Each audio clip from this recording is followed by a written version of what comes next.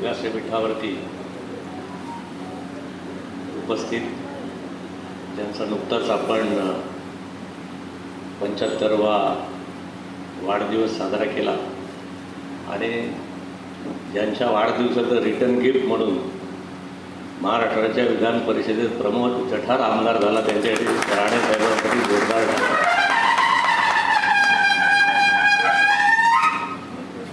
शाबास.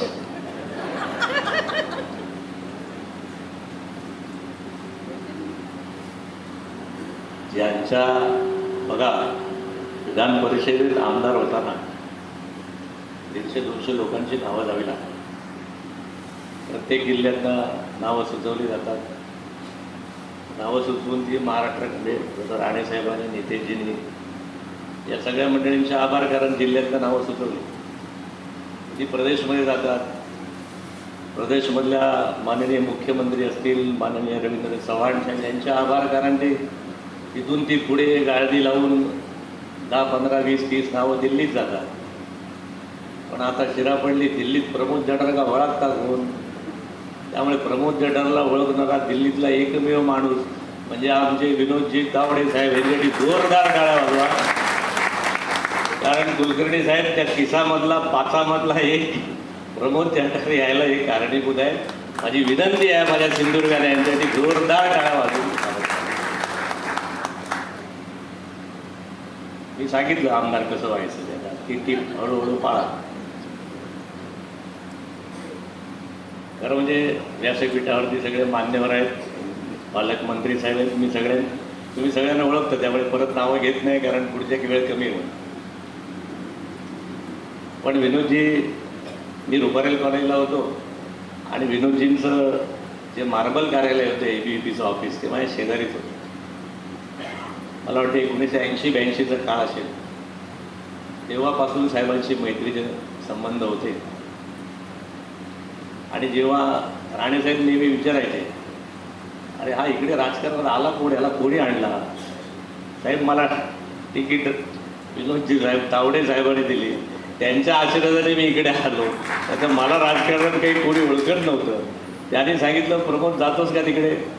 राणेसाहेब आहेत, बघ निवडून येण्याचे चान्स कमी आहेत, एक संधी आहे, मिळाली तर आमदार होशील. आणि साहेब त्यांची आज्ञा सावंत मानून या ठिकाणी कोकणात आलो. पण मी विनोदजींना 1980-82पासून म्हणजे महाराष्ट्रामध्ये मी कधी कधी गमतीने सांगतो, आमच्या तरुणपणी महाराष्ट्राला 4च नावं पाठवतो. भारतीय जनता पक्ष, अजितरावांना पटेल, एक महाजन साहेब, एक मुंडे साहेब, एक गडकरी साहेब आणि चौथे आमचे लाडके विनोदजी तावडे साहेब.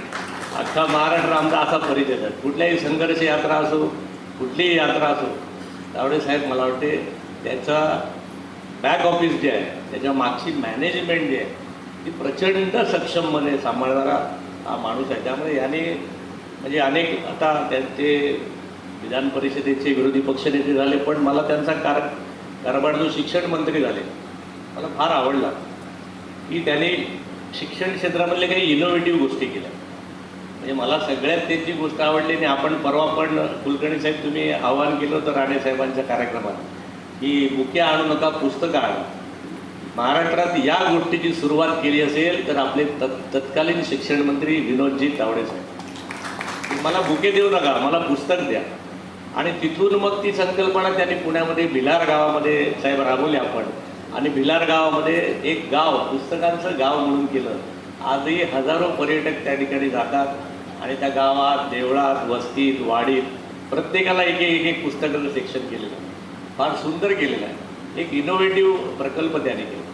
साहेब तुम्ही शिक्षण मंत्री असताना मला आणखीन एक आवडलेली गोष्ट, अनेक नापास झालेल्या पोरांनी मला सांगितलं की तुमच्या साहेबाने नापास झाल्यानं आमचा परत एकदा परीक्षेत बसून संधी दिली.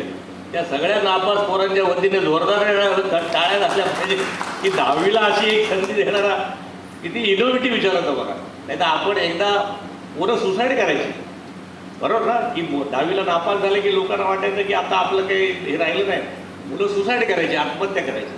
मला वाटते त्याला पर्याय देण्याचं एक, मला संवेदनशील असलेला हा 11 म्हणजे आपले हे नेते आहेत. आणि एक शिक्षण मंत्री म्हणून त्यांनी फार छान केलं. एकदा मला आठवतं त्यांचे एक सेक्रेटरी होते, ते मेडिकल एज्युकेशनमध्ये. आणि वलसा नायर नावाचे त्यांचे एक सेक्रेटरी होते. मी त्यांच्याकडे सहज कुठल्या तरी पर्यटनाच्या कामासाठी गेलो होतो. तर त्यांनी म्हणले, नायर मॅडम म्हटल्या, जठार साहब आपके, तावड़े साहब आपके दोस्त है. म्हटलं हाँ सर हमारे नेता है. तो अभी मेडिकल एज्युकेशन में एक आयुर्वेदिक रिसर्च सेंटर अख्ख्या महाराष्ट्रामध्ये करायचं.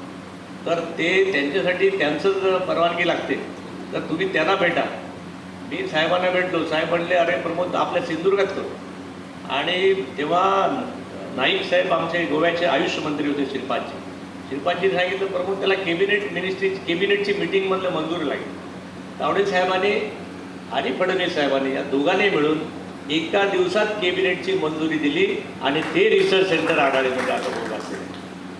त्यामुळे अशा आपल्या कोकणाप्रती अत्यंत संवेदना असणारे, आपल्या कोकणातल्या माणसावरती प्रेम असणारे अनेक चढ उतार आयुष्यात येतात.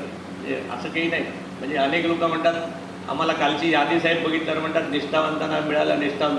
मी म्हणतो निष्ठावंतांचे महामेरू म्हणजे निष्ठावंतांचे महागुरू कोण असतील तर मला वाटते विनोदजी तावडे साहेब आहेत. हे एक मोठं नाव आहे की मी त्यांना सांगतो, साहेब हे महाराष्ट्र हे तुमचं डेस्टिनेशन नव्हतं. एक दिवस तुम्ही आमच्या हिंदुस्थानचं नेतृत्व कराल एवढी ताकद तुमच्या त्या सहनशीलतेत आहे. मी तुम्हाला पुन्हा एकदा शुभेच्छा देतो. माझ्या सगळ्या सिंधुदुर्गातल्या ग्रामदेवता, सगळ्या ग्रामदेवतांचे आशीर्वाद तुमच्यासोबत आहे. एवढं सहन केलेलं मगाशी सांगितलं. मी सहज एका साहेब एकाला म्हटलं की अनेक खूप अपमान सहन केले की माणूस मोठा होतो. त्याने मला पटकन सांगितलं, तुमच्या तावडे साहेबांनी एवढं अपमान सहन केला नाही की घरामध्ये ते राष्ट्रपतीच होते. त्यामुळे साहेब या सगळ्या तळागाळात त्यांच्या शुभेच्छा तुम्हाला आहेत. धन्यवाद. जय हिंद, जय महाराष्ट्र. ताज्या अपडेट्स आणि ताज्या बातम्यांसाठी आजच सबस्क्राईब करा आपला Sindhudurg digital news channel. Like करा, शेअर करा, कमेंट करा आणि महत्त्वाचं म्हणजे बेल आयकॉनला क्लिक करायला विसरू नका.